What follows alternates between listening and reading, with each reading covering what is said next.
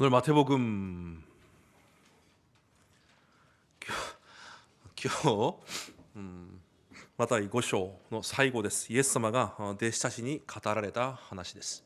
오늘 마태복음 5장 마지막입니다. 예수님께서 제자들에게 말씀하신 내용입니다. あなた方の敵を愛しなさい、あなたの敵を愛しなさいとイエス様が言われます。 너희 원수를 사랑하라라고 예수님께서 말씀하십니다.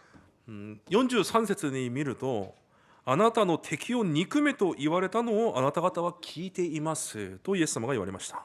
43절을 보면은 예수님께서 내 원수를 미워하라 하였다는 것을 너희가 들었으나라고 써 있습니다. そのようにパリサイ人や書記官、聖書学者たちにユダヤ人たちは学んできました。 그렇게 유대인들은 바리새인들과 서기관 그런 신학자들에게 그렇게 말을 들었던 것입니다. 聖書を学びながら敵は憎めと教わってきたんです。 성경을 배우면서 적을 원수를 미워하라라고 배운 것입니다. でも実際旧約聖書にも敵を憎めという単語は一つもありません。 그런데 실제로 구약 성경을 보면은 원수를 미워하라라는 단어는 어디에도 없습니다. しかしユダヤ人の指導者たちは旧約を教えながら敵を憎めと教えていたんです。 그런데 구약 성경의 그 내용을 신학자들은 적을 미워하라라고 그렇게 가르친 것입니다. ユダヤ人たちはこれほどにまで神の御言葉を自分勝手に歪曲して生きていたんです。 그렇게 이 정도로 유대인들은 하나님의 말씀을 자기 편한 대로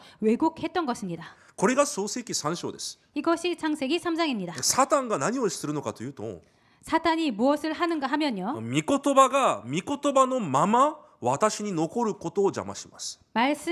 말씀 그대로 나에게 남는 것을 방해합니다. 創世記3章でもそうでした。 창세기 3장 때도 그랬습니다. 神は確かに神と契約を離れれば必ず死ぬと言われたんです。 하나님은 확실히 하나님의 언약을 떠나면 반드시 죽는다고 말씀하셨습니다. でもサタンはそれを変えます。 그런데 사탄은 그것을 바꿉니다. 死ぬかもしれない。 죽을지도 모른다. そして結局は絶対に死なないと言います。 그리고 결국에는 절대로 안 죽는다 그렇게 말합니다. だから御言葉は聞いても 그래서 말씀은 들어도 結局私の中ででも私はこう思う。 그렇지만 자기 안에는 그래도 나는 이렇게 생각한다 こ 이렇게 れく 됩니다. らいやれば御言葉と似てるじゃないか。 이렇게 하면 이 정도 하면 말씀과 비슷하지 않나? そのようにサタンは御言葉ではないもの、 이렇게 사탄은 말씀이 아닌 것, 私の考え、 내 생각, 私の状況、 내 상황, それが混ざったものを握って生きるようにしているんです。 그것이 섞인 것을 갖고 붙잡고 살아가게 합니다. 一言で御言葉で生きれないようにします。 한마디로 말씀으로 살아가지 못하도록 합니다. これが一番生徒が注意しなければいけないことです。 이것이 가장 성도가 주의해야 될 것입니다. 御言葉で生きなければいけません。 말씀으로 살아야 합니다. 適当に御言葉とこの世と私の欲と妥協しながら生きていくんじゃないんです。 적당히 나와 세상과 그렇게 말씀을 적당히 섞어서 타협해서 살아가는 것이 아닙니다. 自分が楽の方に自分の状況に合わせて歪曲して信仰あるふりをしながら生きていくのがキリストの弟子じゃありません。 적당히 자신이 편한 대로 그렇게 말씀을 적당히 왜곡해서 살아가는 사람이 그리스도의 제자가 아닙니다. 今日イエス様が弟子たちにこのように言われるんです。 그래서 오늘 예수님께서 제자들에게 이렇게 말씀하시는 것입니다. その弟子たちにイエス様はこのように言われます。 예수님께서 제자들에게 이렇게 말씀하십니다. 私はあなた方に言います。自分の敵を愛しなさい。 내가 너희들에게 말하노니 너희 원수를 사랑해라.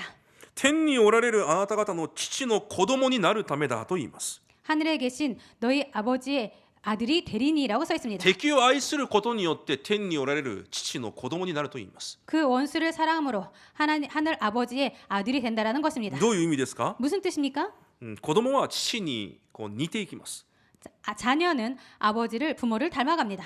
先週の二部礼拝の時に私たちが神の形で作られたと言われました。 지난주 2부 말씀에 우리들이 하나님의 형상으로 만들어졌다고 그렇게 들었습니다. 神の形とは神の品性、神の性質を持った人間だと言われました。 하나님의 형상이라는 것은 하나님의 품성, 하나님의 성질을 가진 그런 자라는 것입니다. じゃあ神の品性とは皆さん何ですか？ 그럼 하나님의 품성이라는 것은 무엇입니까? 聖書一緒に読んでみましょうか。 성경을 같이 읽어볼까요? 第一ヨハネ4章です。 요한 1서 1장입니다.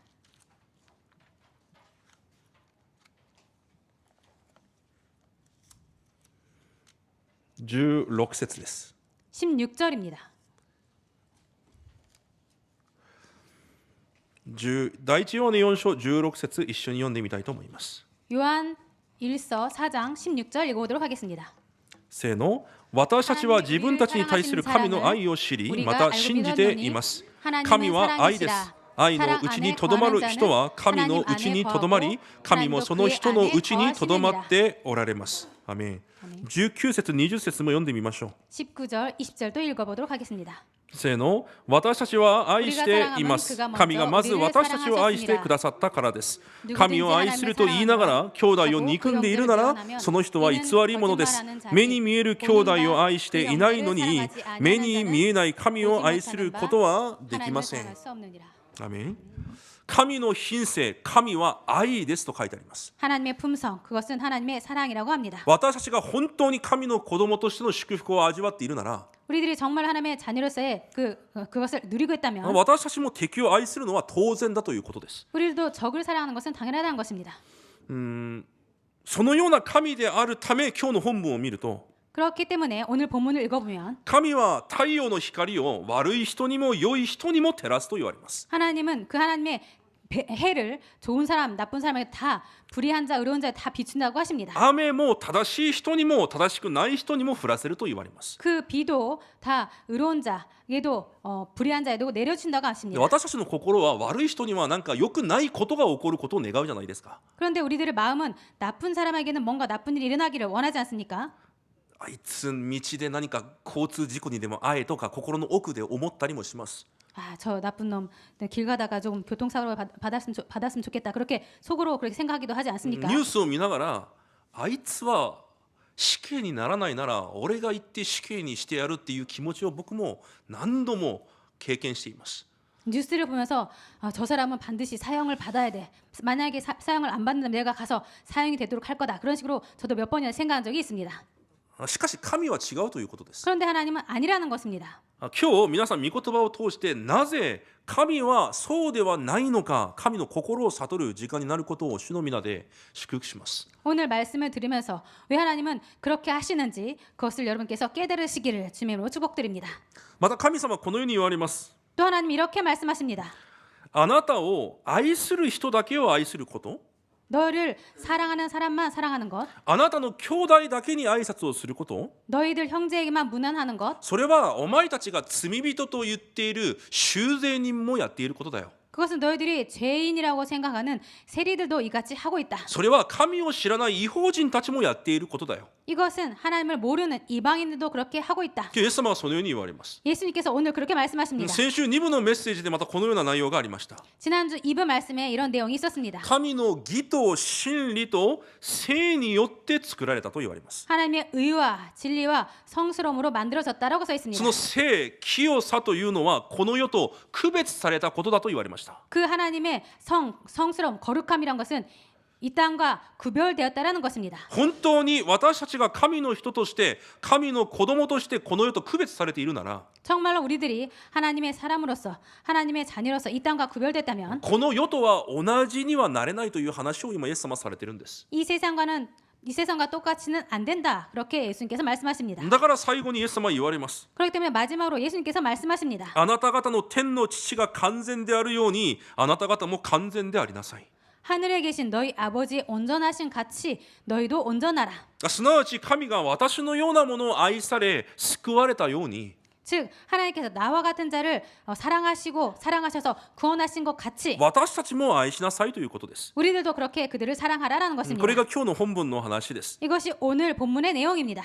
私たちが伝道者としてこの地を生きていきながら、 우리들이 전도자로서 이 땅에 살아가면서 絶対神の前で高ぶってはいけません。 절대로 하나님 앞에서 교만해서는 안 됩니다. 人を無視したり、 사람을 무시하거나 人を批判しながら生きていてはいけないということです。 사람을 비판하면서 살아가서는 안 된다는 것입니다. もし神様が 만약에 하나님께서 ご自身の基準を持って人を選んで救われたのなら、 하나님 자신의 기준을 가지고 사람을 구원하셨다면 神の心にぴったり合うものだけを救われたなら、 하나님의 마음에 딱 맞는 자만 구원하셨다면 まず確かなことは私は救われません。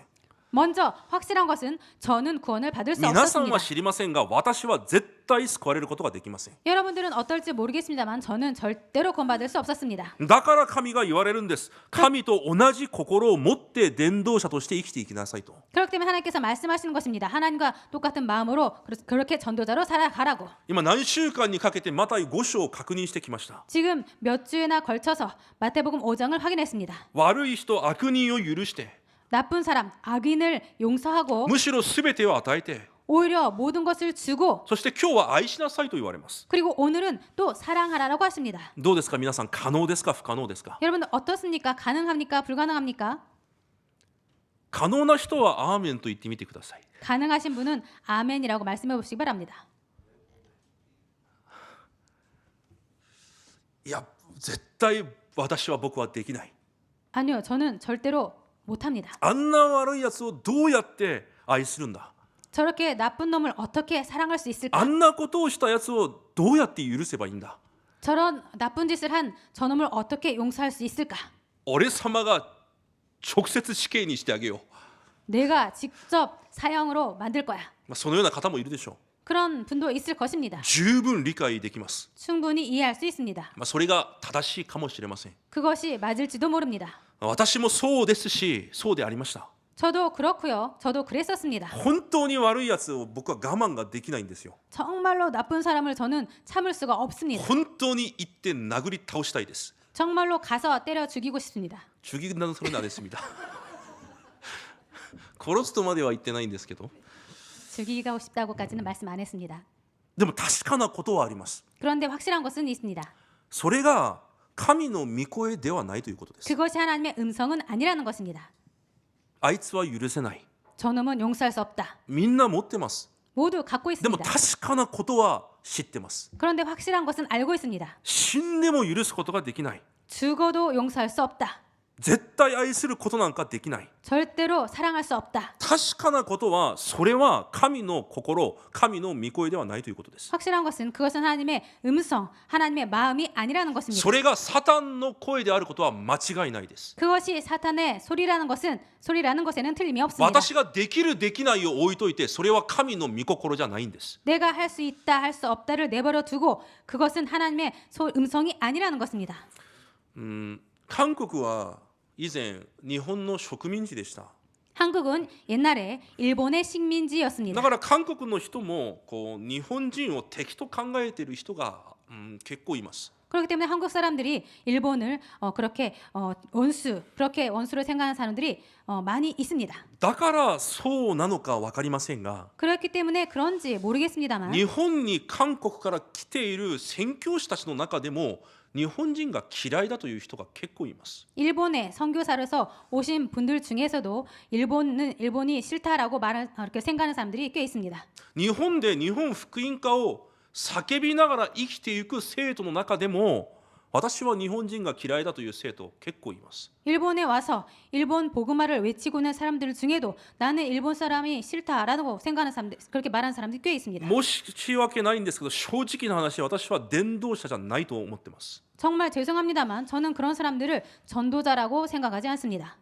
ただ日本で働いているだけであって、食べて生きるために日本にいるだけです。 그냥 일본에서 일을 하고 일본에서 먹고 살기 위해서 그렇게 할 뿐입니다. サタンの声に自分も知らずに完全にとらわれているんです。 사탄의 소리에 자신도 모르게 완전히 잡혀 있는 것입니다. 自分の民族の過去の傷に完全にとらわれているだけなんです。 자신의 민족의 과거 상처에 완전히 잡혀서 살아가고 있을 뿐입니다. 私の基準、私の体質、私の考えに完全にとらわれているだけの人であって、 완전히 자신의 과거의 기준, 그런 가치관, 그런 경험에 완전히 잡혀서 살아갈 뿐이고 伝道者ではありません。 전도자는 아닙니다.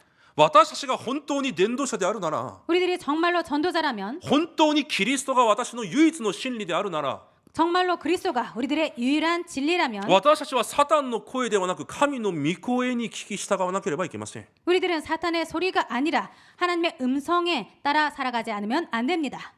いや、私は目も閉じて耳も塞いで、あの人間だけは絶対許せない。 나는 정말로 귀를 막고 눈을 감아도 저 사람은 정말로 용서할 수 없다. それがサタンの声です。 그것이 사탄의 소리입니다. 受け入れないでください。 받아들이지 마시기 바랍니다. 私は不可能だが 나는 불가능하지만 神が恵みをくだされば私にも可能です。 하나님께서 은혜를 주시면 나에게도 가능하다. それが神のメッセージであり私たちの祈りにならなければいけないんです。 그것이 하나님의 메시지고 그리고 우리들의 기도가 되지 않으면 안 됩니다.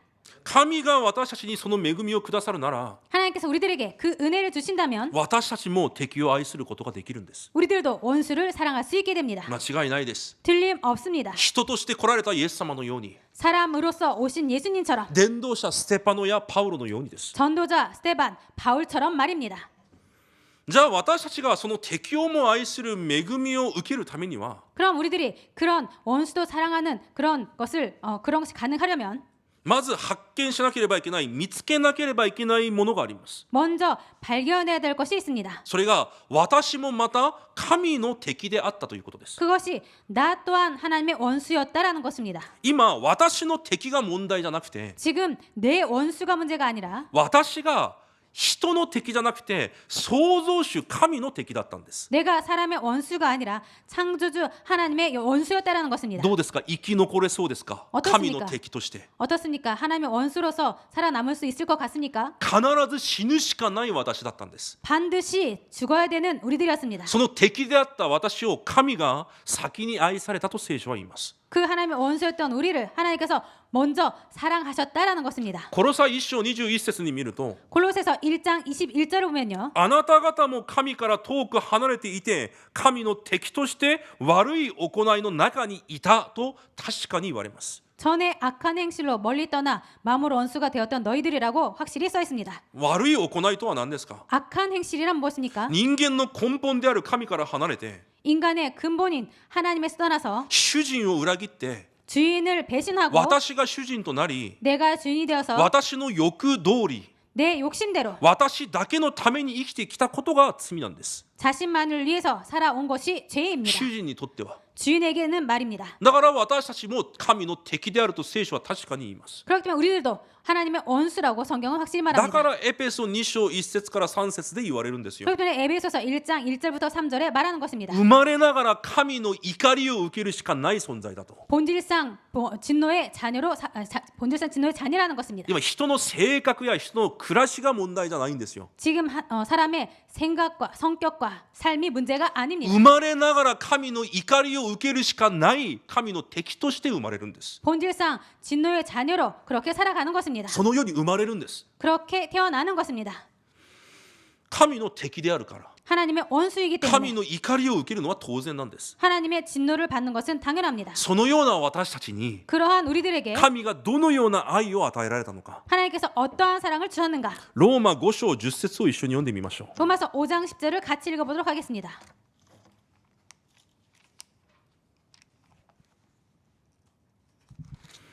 ローマ5章10節です。 로마서 5장 10절입니다.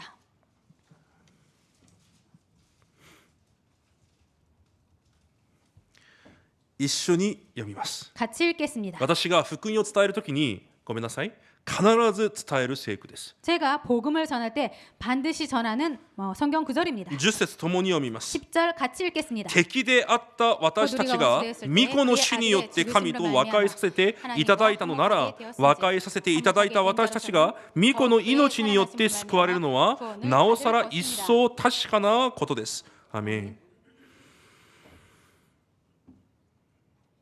私たちが敵であった時です。 우리가 원수 되었을 때입니다. 何か少しいい人になった時じゃなくて、 뭔가 조금이라도 좋은 사람이 되었을 때가 아니라 私たちがまだ神の敵であった時、 우리들이 아직 하나님의 원수 되었을 때 私たちを愛され一人子イエスを私たちの代わりに死なせて、 우리들을 사랑하셔서 독생자 예수님을 대신 돌아가시게 하심으로 9節に見るとその神の御怒りから私たちを救われたと書いてあります。 구절을 보면은 그 진노하심에서 우리를 구원하셨다고 써 있습니다.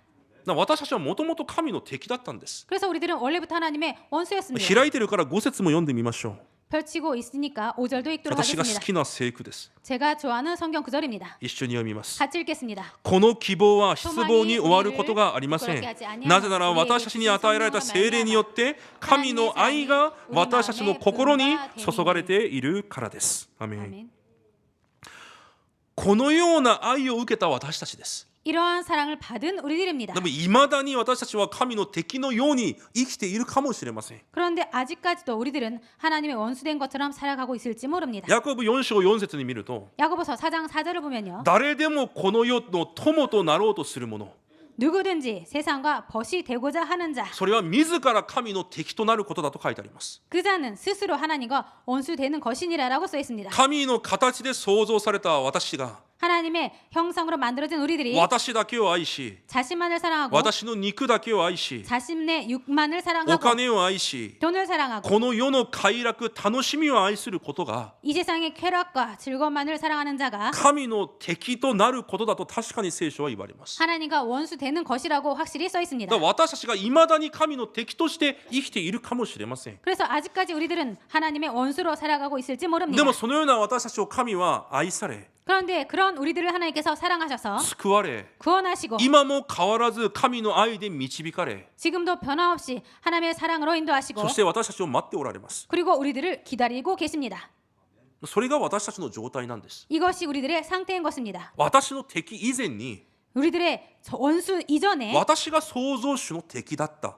내가 창조주 하나님의 今 원수였다. も敵のように生きてるんです。 지금도 원수처럼 살고 し 있습니다. かし神はその愛によって私たちを見守られ待っておられ導かれているんです。 그런데 하나님께서는 우리들을 그 사랑으로 살피시고 그리고 인도하시고 그리고 기다리고 계십니다. 私は聖書を読みながらこういう霊的事実を知って 저는 성경을 읽으면서 이러한 영적 사실을 알고 一番変わったのが 가장 바뀐 것이 人がこうだああだ言えなくなったんです。 사람은 이 사람이 이렇다 저렇다 그런 것을 말하지 않게 되었습니다. 自信がないんですよ。 자신이 없는 것입니다. 生徒を見ながらも 성도를 보면서도 あの生徒はなんでああなんだろう。 저 성도는 왜 저렇나? 昔はそう思っていたかもしれません。 옛날에는 그렇게 생각했을지 모릅니다. でも私もそうだったんですよ。 그런데 저도 그랬었던 것입니다. 私が頑張って今の私になったんじゃないんです。 제가 열심히 해서 지금의 제가 된 것이 아닙니다. 私が努力したから今こうなったんじゃないんですよ。 제가 노력해서 지금 제가 이렇게 된 것이 아닙니다. 敵であった私に神が愛を注がれて 원수였던 나에게 하나님께서 사랑을 恵みを 부어주셔서 与えられて 은혜를 주셔서 今このような悟りも与えられてだけであって 지금 이러한 깨달음을 주신 것뿐이고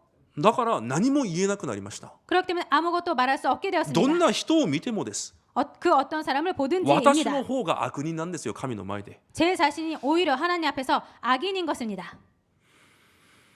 でもじゃあしかしそのような私が敵だと考えているその敵の状態も 그런데 내가 그렇게 생각하는 원수된 그 원수의 상태도 私の敵の状態も実は私が救われる前と同じその状態なんです。 그 내가 생각하는 그 원수의 상태도 사실 내 옛날 상태인 것입니다. 私が神の愛、神の恵みを受ける前の同じ状態なんです。 내가 하나님의 은혜와 사랑을 받기 전의 상태인 것입니다. 違いますか？ 아닙니까? 何が違うだけですか？ 무엇이 다를 뿐입니까? 私には神の愛と恵みが豊かに注がれた、それだけが違うんですよ。 나에게는 하나님의 은혜와 그 하나님의 사랑이 풍성히 부어진 그 상태가 다른 じゃ 것뿐입니다. あそれを私が持ってきたんですか？ 그것을 내가 갖고 왔나요? 違います。 아닙니다. 神が注がれたんです。 하나님께서 부어주신 것입니다.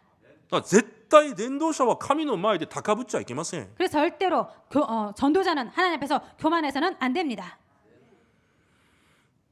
だから相手も私と同じ状況なんです。 상대도 나와 같은 상태인 것입니다. 自分も自分をどうすることもできない状態なんですよ。 자신도 자신이 어떻게 할 수 없는 상태인 것입니다. 神から離れたから自分しか知りません。 하나님을 떠나기 때문에 자기밖에 当 모릅니다. たり前でしょう。 당연하죠. 主人から離れ自分が主人となったから自分しか知らないんです。 주인을 떠나서 자신이 주인이 되었기 때문에 자기밖에 모르는 霊 것입니다. 神から離れたから霊が死んでしまいました。 하나님을 떠났기 때문에 영이 だ 죽어버렸습니다. から肉のものしか見えないんですよ。 그래서 육의 것밖에 안 보이는 것입니다. 肉のものに必死になって生きていくんです。 육의 그 자체로 필사적으로 살아가는 것입니다. だから何とかしてでも生き残らなければいけないから 그래서 그렇기 때문에 어떻게든지 살아남아야 하므로 私の利益しか考えないんですよ。 자신의 이익밖에 생각하지 않는 것입니다. 私の成功しか考えないんですよ。 자신의 성공만 생각하는 その 것입니다. ために必死になってがむしゃらに走っていくんです。 그렇기 때문에 필사적으로 아주 힘을 내서 살아갑니다. それがその人たちの状態であって 그것이 그 사람들의 상태이고 私たちの元々の状態じゃないですか。 우리들의 원래 상태 아닙니까?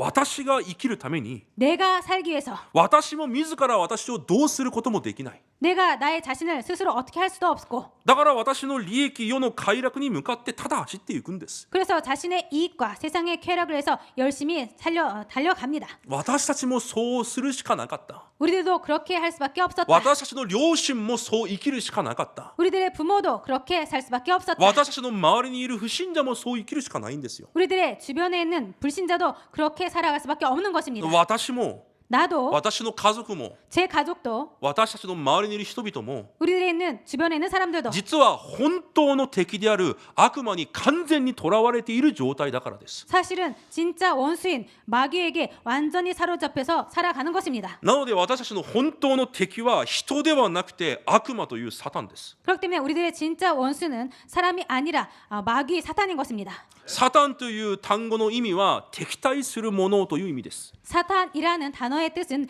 대적자라는 뜻입니다. 悪魔という単語の意味は罹患させるものという意味です。 마귀라는 단어의 뜻은 이간자라는 뜻입니다. 神と人間を 하나님과 인간을 また人間と人間を敵にして 그리고 인간과 인간을 원수로 하고 分離させることがサタンの働きなんです。 분리시키는 것이 사탄의 일입니다.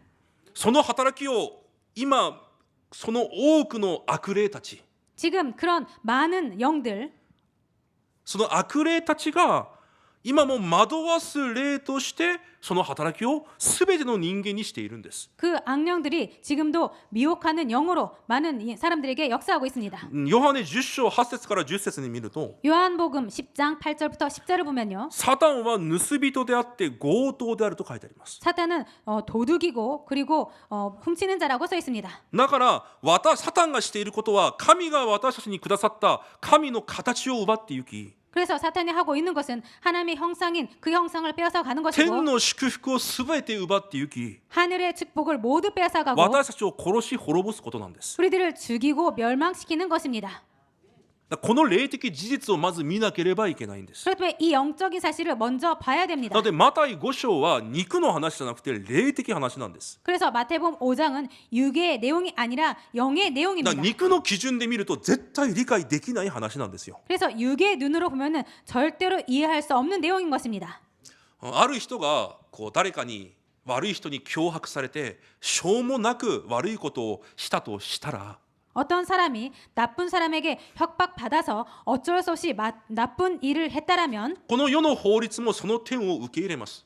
이 세상의 법도 그것을 그렇게 받아들입니다. 私が敵と思っているその敵が 내가 원수라고 생각하는 그 원수가 私を捉えていた本当の敵サタンに未だにとらわれている状態なんです。 내가 나의 진짜 원수 그 사탄에게 아직까지 잡혀 있는 것입니다. そのサタンが心深くに植えた 그 사탄이 마음 깊숙이 심은 その霊的問題が未だにその人を苦しめているだけなんです。 그 영적 문제가 아직까지도 그 사람을 괴롭게 하는 것입니다. じゃあ本当に私たちがキリストの弟子なら 그럼 우리들이 진짜로 그리스도의 제자라면 罪は憎んでもその罪人の魂は憐れまなければいけないんです。 죄는 미워해도 그 죄인의 영혼은 불쌍히 여겨야 됩니다.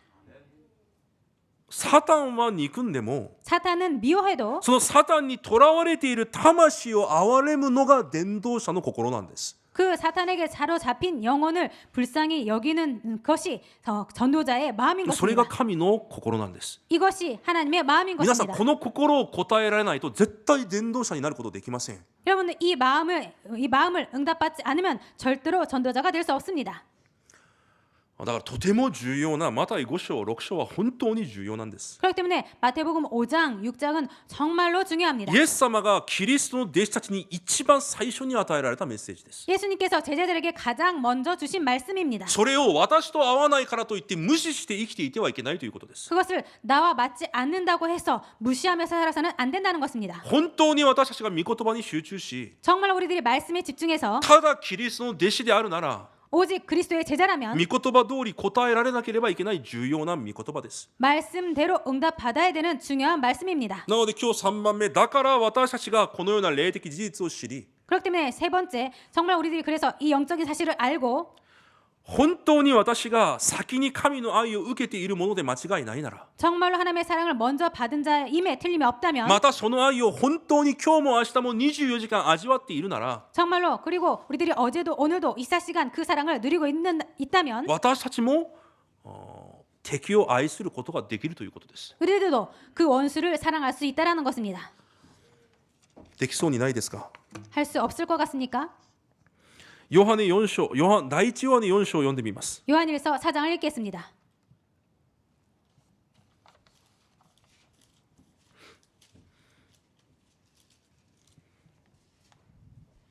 第一ヨハネ4章7節から12節を共に読みます。 요한일서 4장 7절부터 12절까지 함께 읽겠습니다. 私が好きな聖書箇所です。 제가 좋아하는 구절입니다. 7節から12節共に読んでみます。 7절부터 12절까지 함께 購読 읽겠습니다. します。 교독하시겠습니다.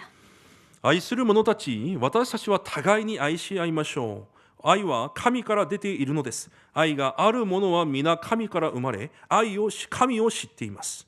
사랑하지 아니하는 자는 하나님을 알지 못하나니 이는 하나님은 사랑이 되심이라. 神はその一人子を世に使わし、その方によって私たちに命を得させてくださいました。それによって神の愛が私たちに示されたのです。 사랑은 여기 있으니 우리가 하나님을 사랑한 것이 아니요 하나님이 우리를 사랑하사 우리 죄를 속하기 위하여 화목제물로 그 아들을 보내셨습니다. 愛する者たち、神がこれほどにまで私たちを愛してくださったのなら、私たちもまた互いに愛し合うべきです。 어느 때나 今だ 하나님을 が 본 かつ 사람이 て 없을 神を見た者はい 만일 ません。 우리가 私たち 서로 が互いに 사랑하면 愛し合うなら、神は私たちのうちにとどまり、神の愛が私たちのうちに全うされるのです。アメン。この世に誠の愛がありますか？ 이 세상에 참 사랑이 있나요? ありません。 없습니다. 神を離れた人間はどうしようもないんですよ。 하나님을 떠난 인간은 어쩔 수 없습니다. 自分自身のために生きるしかないんです。 자기 자신을 위해서 살아갈 수밖에 없습니다. 自分の利益、自分の快楽のために生きていくしかないんですよ。 자신의 이익과 쾌락을 위해서 살아갈 수밖에 없습니다. この世には愛がありません。 이 세상에는 사랑이 없습니다. だから10節に言います。 그렇기 때문에 10절에 말합니다. 愛がここにありますと。 사랑은 여기에 있다고. ここに愛があるのです。 여기에 사랑이 있습니다. 8節に言われます。 8절에 말합니다. 神は愛だからです。 하나님은 사랑이심이라고 써 있습니다. 私を救われるために一人子イエスを送られたその愛によって、 나를 사랑하심으로 독생자 예수를 보내심으로 말미암아 私が永遠の命を得ることができたんです。 내가 영생을 얻을 수 있게 되었습니다.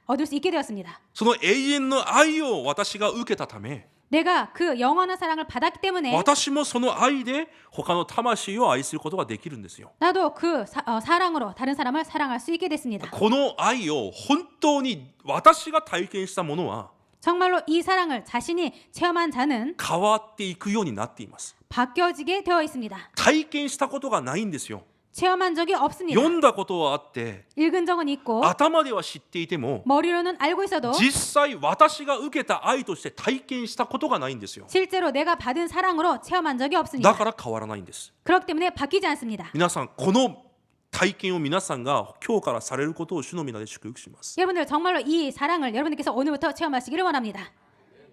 だから黙想が重要なんです。 그렇기 때문에 묵상이 중요합니다. 今朝もここに来て一番最初にこの本文を読みました。 오늘 아침에도 가장 먼저 와서 오늘 이 본문을 읽었습니다. ここに愛があるのです。 여기에 사랑이 있는 この世 것입니다. にない愛を私が受けたんだ。 이 세상에 없는 사랑을 내가 받았구나. 永遠な命を受けて今私がこの場にいるんだ。 영생을 받고 내가 지금 여기에 있구나. その恵みで私も今日という一日を始めたんです。 그 은혜로 저는 오늘이라는 하루를 시작한 것입니다.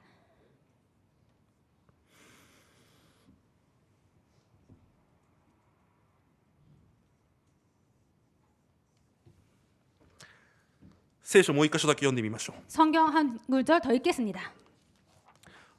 ユダヤ人たちはこうイザヤ53章を禁止しています。 유대인들은 이사야 53장을 금지하고 있습니다. こうユダヤ人の街道の先生のラピーという先生がいるじゃないですか。 유대인의 회당에 랍비라는 선생들이 있지 않습니까? ラピはこう街道で聖書を読みます。 랍비들은 회당에서 성경을 回 읽습니다. 収がそれを聞きます。 회중들이 그것을 듣습니다. 52章全部読んで 52장을 다 읽고 53章飛ばして54章を読みます。 53장을 건너뛰어서 54장을 읽습니다. 53章に何が書いてあるかというと、 53장에 무엇이 써 있는가 하면요. 自分たちが到底説明することができない内容が書かれているんです。 자신들이 도저히 설명할 수 없는 내용이 써 있는 自 것입니다. 分たちユダヤ人が殺したイエスが何のために死んだのかが書かれています。 자신들이 손으로 죽인 예수님께서 무엇 때문에 돌아가셨는지가 써 있습니다. イザヤ53章を読んでみましょう。 이사야 53장을 읽도록 하겠습니다.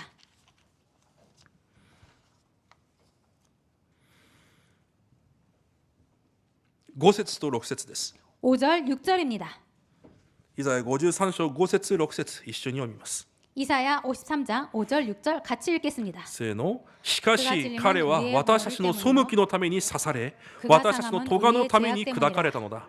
彼の懲らしめが私たちに平安をもたらし、その打ち傷のゆえに私たちは癒された。私たちは皆羊のようにさまよい、それぞれ自分勝手な道に向かっていった。しかし主は私たちすべてのものを咎を彼に負わせた。アメン。 아멘. 彼は私たちの背きのために刺され、 그가 우리들의 허물 때문에 찔림을 받았다. 私たちの咎のために砕かれた。 그가 상함은 우리의 죄악 때문이라. 彼への懲らしめが私たちに平安をもたらして、 그가 징계를 받음으로 우리가 평화를 누리고 その打ち傷のゆえに私たちは癒された。 그가 채찍에 맞음으로 우리는 나음을 받았도다. アメン。 아멘. この愛を受けていることを皆さん本当に実感していますか？ 이 사랑을 받은 것을 여러분들 정말로 실감하십니까? この実感を持っている人は人に対してむやみに言えないんですよ。 이 실감을 느끼는 사람은 다른 사람을 함부로 그렇게 대하지 못합니다. もちろん私も人に対して間違った考えをすることはあります。 물론 저도 사람에 대해서 잘못된 생각을 할 때도 있습니다. でももう一度神の前に戻ってきて悔い改めるようになっているんですよ。 그런데 다시 하나님께 돌아와서 회개할 수 있게 된 것입니다. 私がどのような愛を受けているのか。 내가 어떤 사랑을 받았는가. そして今日また言われます。 그리고 또 말씀하십니다. 私たちのすべての罪の咎を彼に負わせた。 그들의 모든 모든 죄를 그분께 담당시키셨다. 6절 마지막에 6절에 우리의 모든 죄를 그분께 맡겼다. だから旧約ではこう神に礼拝を捧げるために 그래서 구약에서는 하나님께 예배를 드리기 위해서 こう羊や牛を連れてくるじゃないですか。 양이나 소를 데려오지 않습니까? そうすると祭司たちがその動物の頭に手を乗っけて祈るんですよ。 그때 제사장들이 그 동물 머리에 손을 올리고 기도합니다. 神の前に礼拝に来たそのものの罪をこの動物に転嫁させるんです。 그 동물을 가져온 그 사람, 그 죄인의 죄를 동물에게 전가시킵니다. そしてその罪を負った動物を殺して神に生贄として捧げるんです。 그리고 그 죄를 받은 그 동물을 죽여서 희생 제물로 하나님께 그렇게 제사드립니다. 私の代わりに殺すんです。 나를 대신하여서 그렇게 それ 죽이는 が旧 것입니다. 約時代礼拝に必ず必要でした。 이것이 구약 시대 예배 때 반드시 필요했습니다. そうしてこそ神と出会うことができて神に礼拝することができるようにされたんです。 그렇게 하나님을 만나고 하나님께 예배를 드릴 수 있도록 그렇게 하신 것입니다. なぜ？ 왜입니까? キリストの唯一性を説明するために。 그리스도의 유일성을 설명하기 위해서 このすべての生贄の契約をキリストが十字架で完成されたんです。 이 희생 제사의 그 언약을 십자가에서 예수님께서 완성하신 것입니다. だから十字架で完了したと言われたんです。 그렇기 때문에 십자가에서 예수님께서 다 이뤘다라고 하신 キ 것입니다. リストとして来られたイエスが 그리스도에서 오신 예수님께서 神の子羊となり 하나님의 어린 양이 되셔서 私のすべての罪を背負って 우리들의 모든 죄를 짊어지시고 私の代わりに十字架で生贄となられたんです。 우리들을 대신하여서 그 희생 제물이 되신 것입니다. 私たちが今そのキリストを信じる信仰によって 우리들이 지금 그리스도를 믿는 믿음으로 神の子供として今生きているんですよ。 지금 하나님의 자녀로 살아가고 있는 것입니다. 私が何かをしたから神の子供になったんじゃなくて 내가 무언가를 해서 하나님 자녀가 된 것이 아니라 これほど大きな恵みと愛を神が私に注いでくださったから今私たちがこの場にいるんですよ。 그 정도로 큰 하나님의 은혜와 사랑을 우리들에게 부어주셨기 때문에 우리들이 하나님의 자녀로 살아가고 있는 것입니다. 先ほどローマ5章に書いてあったようにこれほど大きな愛を私たちの心に注がれたから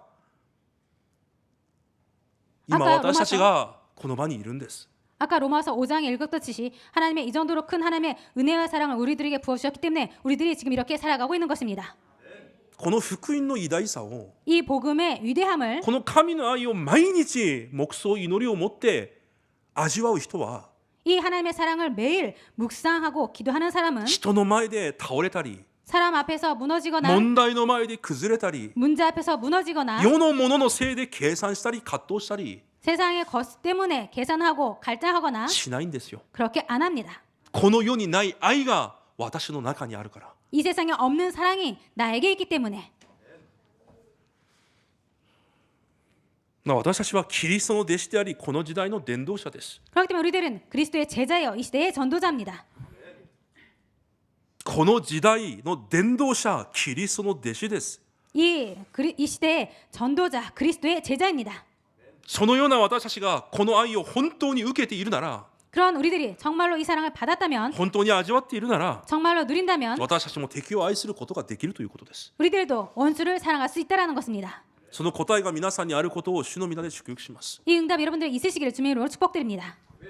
だからといってすぐ明日刑務所行ってすべての罪人を愛していますがそういうことをしなさいじゃなくて 그렇다고 해서 바로 내일 형무소에 가서 원수를 사랑한다 그런 거 하라는 것이 아니고요. 皆さんから遠ざかっている家族から 여러분들께서 떠나 있는 가족부터 皆さんの周りにいる生徒から 여러분들 주변에 있는 성도부터 皆さんの現場にいる近くの身近な人々から 여러분들의 현장에 여러분 직장에는 가까운 사람들부터 伝道者としての始まりをしてみてください。 전도자로서의 시작을 해보시기 바랍니다. この愛を持った者としての人生を始めてみてください。 이 사랑을 가진 자로서의 그런 삶을 살아보시기 바랍니다. 本当に罪人を許す今そこまでしなくていいです。 정말로 죄인을 사랑한다 그렇게까지 안 해도 됩니다. 絶対私が受け入れることができなかった人 절대로 내가 받아들일 수 없었던 사람 絶対理解することができなかった人 절대로 이해할 수 없었던 사람 そのような人を受け入れ 그런 사람들을 받아들이고 そのような人を許し 그런 사람들을 용서하고 抱いて祈ることができる答え 품고 기도할 수 있는 사람 その伝道者の答えが本当に皆さんに始まることを主の皆で祝福します。 그 전도자의 응답이 정말로 여러분들에게 시작되기를 주님의 이름으로 축복드립니다. 結論的に 결론적으로요. それは私たちの意志では不可能です。 이것은 우리들의 의지로는 불가능합니다. しかし神の恵みが豊かに私に望まれれば可能です。 그런데 하나님의 그 은혜가 풍성히 임하면 가능합니다. 本当に私にキリストイエスの心が私の心に望まれれば可能なんです。 정말로 그리스도의 사랑이 우리들의 마음에 임하면 가능합니다. だから伝道者は何か熱心で努力で何かをする人じゃないんです。 그렇기 때문에 전도자는 뭔가 열심히 자신의 노력으로 뭔가를 하는 사람이 아닙니다. キリストの心を持たなければいけません。 그리스도의 마음을 가져야 됩니다. じゃあどうすればいいのか。 그럼 어떻게 해야 되는가? だから今日イエス様が与えられた方法が祈りです。 그렇기 때문에 오늘 예수님께서 말씀하시는 방법이 기도입니다. 自分を迫害する者のために祈りなさい。 자신을 너희를 박해하는 자를 위해서 기도하라. 私たちが魂を置いて祈るときに 우리들이 영을 두고 기도할 때 神はその敵、その魂に向けた神の心を私たちにくださいます。 그 적을 원수를 향한 그 마음을 우리들에게 주십니다. 普段私たちがある魂、人を見るときに 평소에 우리들이 영혼을 볼 때에 私の心を持っている心でこの人を見るじゃないですか。 우리들의 마음으로 그 사람을 보지 않습니까? この人を置いて私が祈るときに 그 사람을 두고 우리들이 기도할 때 神がこの人をどう見ておられるのかその神の心を私たちにくださるんです。 하나님께서 그 사람을 어떻게 보시는지 그 하나님의 마음을 우리들에게 주십니다. 皆さん正直に 여러분들 솔직하게 皆さんの敵を置いて 여러분들의 원수를 두고 魂を置いて 영혼을 두고 神の心は何ですか。 하나님의 마음은 무엇입니까? 神の御心思いは何ですか。 하나님의 뜻, 하나님의 마음은 무엇입니까? 神はその人をどのように見られているんですか。 하나님은 저 사람을 어떻게 보고 계십니까? その人と向き合っている私に対する計画は何ですか。 그 사람을 보고 있는 나를 향한 하나님의 계획은 무엇입니까? 皆さん祈ったことありますか。 여러분들 기도해본 적이 있으십니까? 敵を置いて祈ったことがありますか。 원수를 두고 기도해본 적이 있습니까? してみてください。 해보시기 바랍니다. 不思議なことが起こります。 정말 신기한 일이 일어납니다. 私は月曜日この日曜日の次の週のメッセージを準備するので 저는 월요일 날 그 다음 주에 오는 주일에 말씀을 준비하기 때문에요. ある程度整理して1週間ずっと黙想しながらまたメモしてこう準備をします。 일주일 동안 계속 묵상하면서 또 메모하고 또 메모하면서 일주일을 보냅니다. で月曜日の朝こう朝食を食べる前にこの聖書の本文をこう読んでいたんです。 그래서 월요일 날 아침에 아침 식사를 하기 전에 이 본문을 읽었던 것입니다. で読んでから私がまた目をつぶって敵のために祈ろうと思って目をつぶったんですよ。 그리고 이 본문을 읽고 원수를 위해서 기도하자 그래서 눈을 감고 기도했던 것입니다. 今私の敵は誰だろうこう考えてみました。 그래서 지금 나의 원수는 누군가 이렇게 생각한 것입니다. 今はあんまり敵がいないんです僕。 지금은 저의 원수가 없는 것입니다. あんまり人に興味がないので。 별로 사람들에게 그렇게 관심이 없기 때문에요. 人に興味魂には興味がありますけど。 영혼에게는 관심은 있죠. で何をしたかというと 그래서 무엇을 했는가 私の 하면요. 妻が敵だと思っている人。 저의 원수를 저의 아내를 원수라고 생각하는 사람들. いや姉じゃなくて私の妻が敵だと思っている人。 저의 아내가 원수라고 생각하는 사람. その人を置いて祈りました。 그 사람을 두고 기도했습니다. 教会にはいませんよ。 교회는 없습니다. この教会じゃなくて他の教会にいるんですけど 이 교회가 아니라 다른 교회에 있는데요. でその人のために祈ってみたんですよ。 그 사람을 두고 기도한 そした 것입니다. ら不思議なことに 그런데 그렇게 했을 때 신기하게도 その人に今日一日聖霊が満たされるように 그분에게 오늘 하루 종일 성령이 충만하게 해주옵소서. 本当に神の恵みによって神の手に用いられる重要な人になるように 정말 하나님의 은혜로 하나님께 귀하게 쓰임 받는 사람이 되도록 でそういう祈りが出てきたんです。 그런 기도가 되어진 것입니다. 食事の途中でこう目をつぶって祈ったんですよ。 식사 시간에 그렇게 눈을 감고 기도한 そした 것입니다. ら妻が「お前今何してるんだ食事してるのに」って 그럴 때 제 아내가 지금 식사 중에 뭐 하세요? 이런 것입니다. で言いました。 그래서 말했습니다. お前の代わりにお前の敵のために祈ってるんだよ。 너를 대신해서 너의 원수를 위해서 기도하고 있어. 皆さん一度やってみてください。 여러분들 다시 한번 여러분들 해보시기 바랍니다. 魂を置いて祈ってみてください。 영혼을 두고 기도해 보시기 바랍니다. そして皆さんの敵のためにも祈ってみてください。 그리고 여러분들의 원수를 위해서도 기도해 보시기 바랍니다. 間違いないことは 틀림없는 것은 祈りはその敵までも愛するような恵みを皆さんにくださいます。 기도는 그 원수까지도 사랑할 수 있게 됩니다. 本当に皆さん祈ってみると私の心も思いも変わります。 정말로 기도하면은 나의 마음과 내 생각도 바뀌게 되어 私の 있습니다. 考えも目も変わるようになります。 내 생각과 눈도 바뀌게 되어 있습니다. 本当にやってみてください。 정말로 해보시기 い 바랍니다. つも出会う人々、 항상 만나는 사람들, 家族に向かって 가족을 보고 いつも憎しみや不信仰、 항상 불신앙과 미움 また怒りを抱いて生きていかずに、 그리고 분노를 갖고 살지 마시고 そうするとがんにかかるだけです。 그렇게 하면은 암이 걸릴 뿐입니다. 私の心に入ってきたすべての人を 내 마음에 들어오는 모든 사람들을 憎むんじゃなくて祈りに変えてみてください。 미워하는 것이 아니라 기도로 바꾸시기 바랍니다. 間違いないです。 틀림없습니다. 祈りは敵をも愛するようにさせます。 기도는 원수도 사랑하게 되어 있습니다. 皆さんがこの体験をしてこそ伝道者になれるんですよ。 여러분들께서 이 체험을 해야 전도자가 될 수 있습니다. 私はあれが嫌いだ。 나는 저 사람이 싫다. 私はこういう人嫌いだ。 나는 이런 사람 싫다. そうするとその私で終わるんですよ。 그럴 때 그런 나로 끝나고 말입니다. 伝道者としての祈りを始めるんです。 전도자로서의 기도를 시작해 보시기 바랍니다. その人が別に私を愛してくれなくても大丈夫です。 그 사람이 상대방이 나를 그렇게 사랑 안 해도 됩니다. なぜ私はものすごい愛を今も受けているから。 왜냐하면 나는 아주 엄청난 사랑을 나는 지금도 받고 있기 때문에. 私はそうです。 저는 그렇습니다. 私は皆さんが受けていないものすごい愛を受けて生きている人生です。 여러분들께서 받지 않은 엄청난 그런 사랑을 저는 받고 살아가고 私は 있습니다. ものすごく愛されています。 저는 아주 많이 사랑받고 있습니다. 最後にもう一箇所だけ読んでみましょうか。 마지막으로 한 문절 더 읽도록 하겠습니다. ヨハネ13章1節です。 요한복음 13장 1절입니다.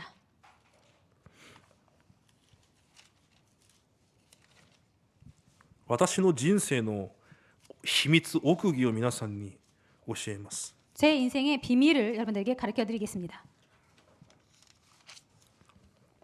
一節一週に読みます。 1절 같이 읽겠습니다. せーの。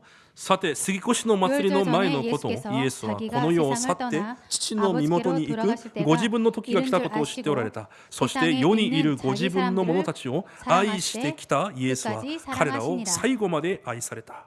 アメン。 아멘.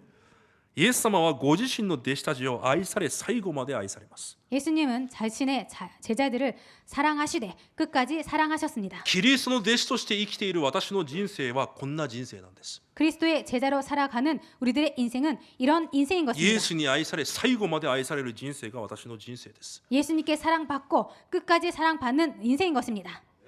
羨ましいですか？ 부럽습니까? 皆さんが幸せそうに見えますか？私が幸せそうに見えますか？ 여러분들께서 행복해 보이십니까? 제가 행복해 보이십니까? 皆さんもキリストの弟子としてこの愛を受けて毎日生きてください。 여러분도 이 사랑을 받으시고 제자로서 전도자로서 매일 살아가시기 바랍니다. 人のせいで力を奪われたり、 사람 때문에 힘을 잃고 人のために力を出したり、 사람 때문에 힘을 내고 人のせいで 사람 때문에 お金のせいで 돈 때문에 この世の何かのせいで 이 세상의 뭔가 때문에 葛藤したり計算したり、 갈등하고 계산하고 これ以上そのような人生を生きずに 더 이상 그런 인생을 살지 마시고 キリストの弟子として 그리스도의 제자로서 この時代の伝道者として 이 시대의 전도자로서 堂々と神の愛を持って生きていくことを主の皆で祝福します。 당당하게 하나님의 사랑을 갖고 살아가는 여러분 되기를 축복합니다. 神様感謝します。 하나님 감사드립니다. 自分の敵を愛しなさい。 자신의 원수를 사랑해라. 神が最初から私たちに与えられたミッションが伝道者です。 하나님께서 처음부터 우리들에게 주신 미션이 전도자입니다. 私の考えで私を満たすのではなく、 내 생각으로 나를 채우는 것이 아니라 絶えない神の愛によって恵みで私を満たす毎日となるよう主が祝福してください。 끝없는 하나님의 은혜와 사랑으로 충만하게 축복하여 주옵소서. イエス・キリストの皆によって感謝しお祈りいたします。 예수 그리스도의 이름으로 감사드리며 기도드립니다. 아멘. 아멘.